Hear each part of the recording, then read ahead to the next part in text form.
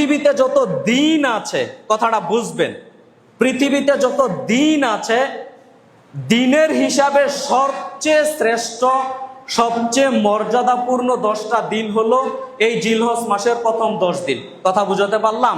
আর রাতের হিসাবে যদি আপনি পৃথিবীর বুকে সবচেয়ে সম্মানিত, সবচেয়ে শ্রেষ্ঠ 10টা রাত বের করতে চান, তাহলে হচ্ছে রমজানের শেষ দশক, অর্থাৎ কদরের রাতগুলো। কথা কি বুঝাতে পারলাম? এই দুইটা মর্যাদা আলেম ওলামা বের করেছেন কোরআন হাদিসের প্রেক্ষিতে। অতএব সম্মানিত দ্বীনি মুসলিম ভাই বোন, এই জিলহজ মাসের প্রথম 10 দিনের আমল, এই 10 দিন তো আপনি আমি গাফেল থাকি, অথচ এই 10 দিনের মর্যাদা রাসূল সাল্লাল্লাহু আলাইহি ওয়াসাল্লাম হাদিসের মধ্যে এমন ভাবে বলেছেন। আপনাদের সামনে আমি হাদিসটা পেশ করি। হাদিসটি আপনারা পেয়ে যাবেন সহিহুল বুখারীর 969 সহিহুল বুখারীর 969 নম্বর হাদিসে এসেছে। ইবনে আব্বাস রাদিয়াল্লাহু তাআলা আনহু বলেন, রাসূল সাল্লাল্লাহু আলাইহি ওয়াসাল্লাম তিনি বলেছেন, মাল আমালু ফি আইয়ামিল আশরে আফজালু মিনহা ফি হাযিহি। আল্লাহর নিকটে জিলহজ মাসের প্রথম 10 দিনের চেয়ে শ্রেষ্ঠ আর কোন আল্লাহর নিকট আমল নেই। সুবহানাল্লাহ।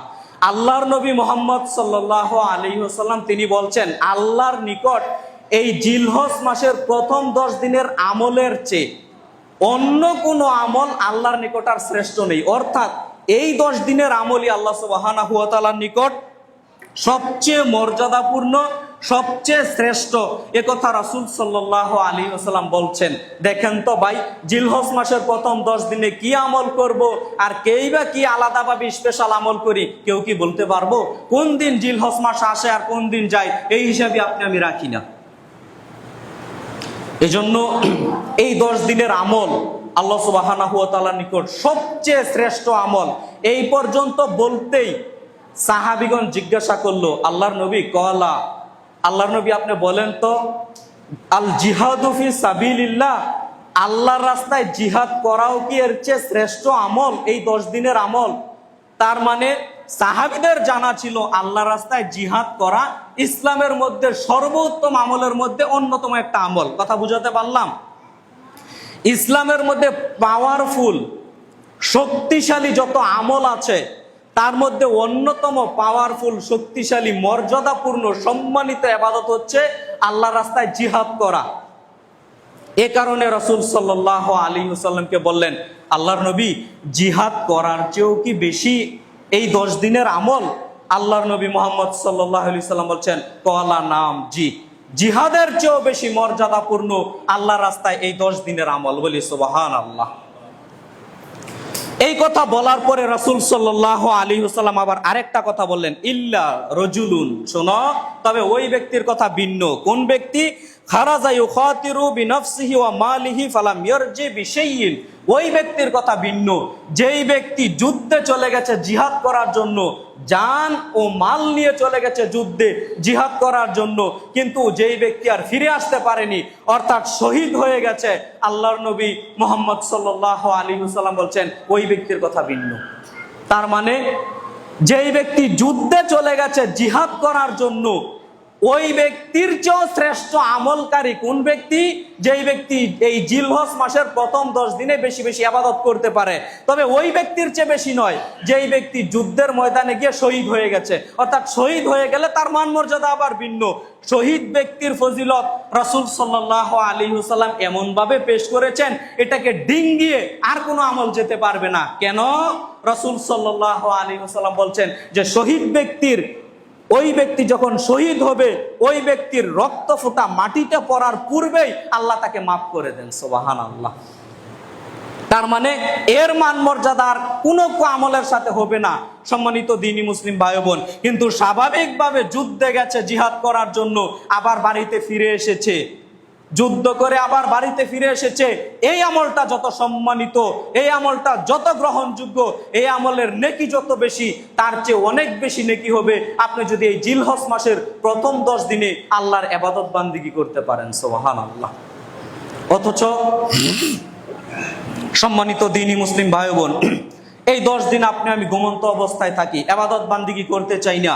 সহিহুল বুখারীর হাদিস তো আপনার সামনে বললাম, কত পাওয়ারফুল, কত মর্যাদাপূর্ণ ইবাদত রাসূল সাল্লাল্লাহু আলাইহি ওয়াসাল্লাম অত্র হাদিসগুলোর মধ্যে বলেছেন।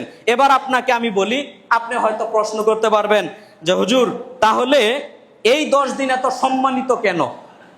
এই 10 দিন এত সম্মানিত কেন? তার অনেক কারণ, রিজন আছে এই 10 দিন এত সম্মানিত হওয়ার। তবে আমি কয়েকটা বলি, বুঝতে পারবেন। বুনিয়াল ইসলাম ওয়ালা খামসিন, ইসলামের বুনিয়াদ, ইসলামের স্তম্ভ তো 5টা, সবার জানা আছে না?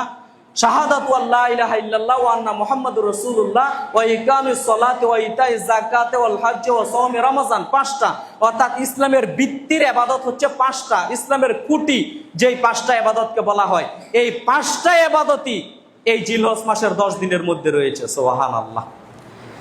পৃথিবীতে আর এমন কোনো দিন, এমন কোনো সময় নেই, এমন কোনো সপ্তাহ নেই, এমন কোনো সময় আপনি খুঁজে পাবেন না যে ইসলামের যে 5টা খুঁটি, এর ইবাদত, প্রত্যেকটা ইবাদত এই 10 দিনের ভিতর রয়েছে। বলবেন কি করে রয়েছে? দেখেন, আপনাকে আমি একটু বলে দেই। কালেমা পড়া, এটা তো সব সময় পড়তে হবে। আপনি যদি বলেন ওই সময় পড়বো না, তা আপনি ঈমান শূন্য হয়ে যাবেন। অর্থাৎ এটা A to Z, শ্বাস যতদিন আছে, কালেমা, বিশ্বাস, এটা ততদিন থাকতে হবে। এটা সব সময় আসে। 2 নম্বর কি? সালাত, 5 ওয়াক্ত সালাত, এটা তো সব সময় আদায় করতে হবে। রমজানেও যেরকম আদায় করবেন, এখন যেরকম আদায় করবেন, আবার জিলহজ মাসের প্রথম 10 দিনও আদায় করতে হবে। অর্থাৎ এই সালাতটাও আছে। 3 নম্বরে কি? যাকাত। যাকাতকে আমি অনেক সময় মনে করেছি এটা মনে হয় রমজানের ইবাদত। না, যাকাত আপনাকে হিসাব করে, বছরের হিসাব করে, যেই দিন থেকে আপনি টাকার মালিক হয়েছেন, নেশাব পরিমাণ সম্পদের মালিক হয়েছেন, ঠিক ওই দিন পরের বছর আপনার উপর যাকাত ফরজ হয়ে যাবে। অর্থাৎ 1 বছর ঘুরে যেই দিন আপনার ওই দিন আগমন করবে, ওই দিন আপনার উপর যাকাত ফরজ হয়ে যাবে। কথাটা কি বুঝাতে পারলাম? এই হিসাবে শুধু রমজানেই আপনি যাকাত দিবেন ব্যাপারটা এমন না। জিলহজ মাসের প্রথম 10 দিনের মধ্যে যদি আপনার যাকাতের হিসাব 1 বছর পূর্ণ হয়, ওই দিনও আপনি যাকাত দিতে পারবেন ইনশাআল্লাহ। তাহলে যাকাতটাও পেয়ে গেলাম। 4 নাম্বার কি? আল হজ্জু, হজ। আর হজ তো স্পেশাল ভাবে এই 10 দিনের ভিতর আছে, আছে না নাই? 10 দিনের ভিতর আছে। 5 নাম্বার কি? সাওমে রমাজান, রমজানের সিয়াম। এখন বলবেন রমজানের সিয়াম নেই, কিন্তু একটা সিয়াম আছে। সেইটা কি? সেটা হলো এই 10 দিনের ভিতর রমজান মাসের ফরজ সিয়াম নেই, কিন্তু নফল একটা সিয়াম আছে। সেইটা হলো আরাফার সিয়াম। কিসের সিয়াম? আরাফার সিয়াম। তাহলে এই ভিত্তির যে ইবাদতগুলো, প্রত্যেকটা ইবাদতই দেখেন এই জিলহজ মাসের প্রথম 10 দিনের ভিতর পাওয়া যাচ্ছে। সুবহানাল্লাহ। কখনো ওইভাবে চিন্তা করেছেন, উপলব্ধি করেছেন? আরাফার সিয়াম, আরাফার সিয়ামের ফজিলত কি? আপনি হাদিস খোলেন, সহিহ মুসলিমে পেয়ে যাবেন, মিশকাতুল মাসাবিহের মধ্যে পেয়ে যাবেন, হাদিস নাম্বার 2044। আবু কাতাদা রাদিয়াল্লাহু তাআলা আনহু বলেন, রাসূল সাল্লাল্লাহু আলাইহি ওয়াসাল্লাম বলেছেন, সিয়ামু ইয়াউমি আরাফা, কেউ যদি আরাফার একদিন সিয়াম পালন করে, কয়দিন সিয়াম? একদিন সিয়াম পালন করে, আহতাসিবু আলাল্লাহ আইয়ুকাফিরা সানাতাল্লাতি ক্বাবলা ওয়া সানাতাল্লাতি বাদা। রাসূল সাল্লাল্লাহু আলাইহি ওয়াসাল্লাম বলছেন, আল্লাহ সুবহানাহু ওয়া তাআলা তার অতীতের 1 বছরের সগীরা গুনাহ এবং পূর্বের 1 বছরের সগীরা গুনাহ, সামনের 1 বছরের সগীরা গুনাহ, 2 বছরের সগীরা গুনাহ আল্লাহ তার মাফ করে দেন। সুবহানাল্লাহ। আরাফার সিয়াম, হাজী সাহেবরা যেই দিন আরাফার মাঠে অবস্থান করবে, ওই দিন পৃথিবীতে সবচেয়ে বেশি মানুষকে আল্লাহ সুবহানাহু ওয়া তাআলা মাফ করে থাকেন, ক্ষমা করে থাকেন। ওই দিন হাজী সাহেবরা ব্যতীত, হাজী সাহেব যারা হজ করতে যাবে, তারা ওই দিন সিয়াম পালন করতে পারবে না। তারা ব্যতীত বাহিরে যারা থাকবে, তারা সবাই ওই দিন সিয়াম পালন করতে হবে। সিয়াম পালন করলে কি ফজিলত?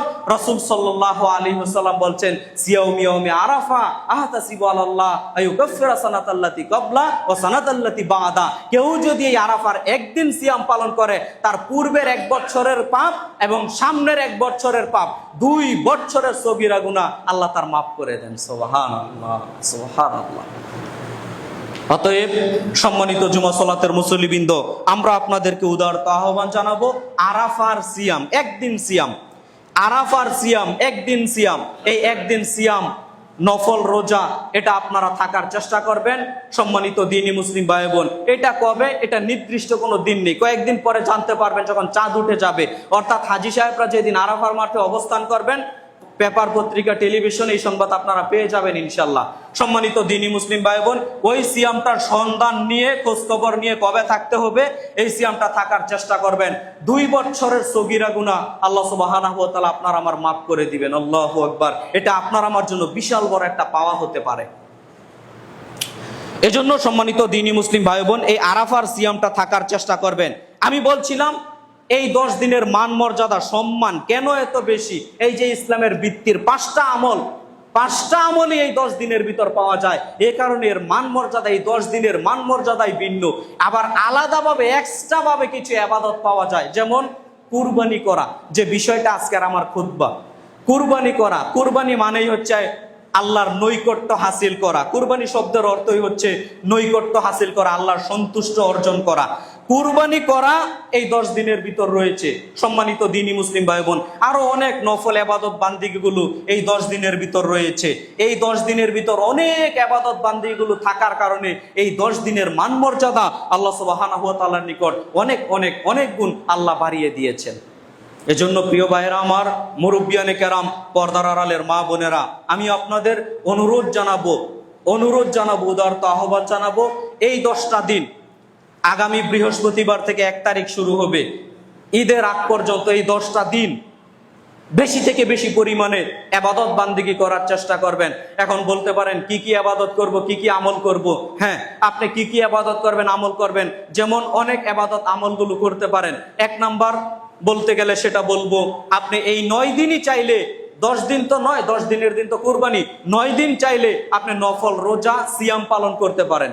আপনি 9 দিনই সিয়াম পালন করতে পারেন। আর যদি মনে করেন না 9 দিন থাকা অসম্ভব, তাহলে এই 9 দিনের ভিতর যেই কয়দিন পারেন, 2 দিন, 4 দিন, 5 দিন, যে কয়দিন পারেন, অন্তত যদি কিছুই না পারেন, এই আরাফার সিয়ামের কথাটা বললাম, এই সিয়ামটা থাকার চেষ্টা করবো ইনশাআল্লাহ। আল্লাহ সুবহানাহু ওয়া তাআলা তৌফিক দান করুক, আল্লাহুম্মা আমিন। সাথে সাথে অন্য যে সমস্ত ইবাদত বান্দিগিগুলো আছে, তাসবিহ তাহলিল জিকির আজকার থেকে শুরু করে, দান সাদাকা থেকে শুরু করে অন্য যে পাওয়ারফুল ইবাদত বান্দিগিগুলো আছে, এই 10 দিনের মধ্যে বেশি থেকে বেশি পরিমাণে করার চেষ্টা করবেন, আল্লাহকে রাজি খুশি করার চেষ্টা করবেন। কেন এই 10 দিনের ইবাদত বান্দিগি আল্লাহর নিকট সবচেয়ে বেশি। আর জেনে রাখা ভালো হবে, মনে রেখে দিয়েন, এমনিতেই এই জিলকত মাস, জিলহজ মাস, এই মাসগুলোই আল্লাহ সুবহানাহু ওয়া তাআলার নিকট আলাদাভাবে সম্মানিত একটা মাস।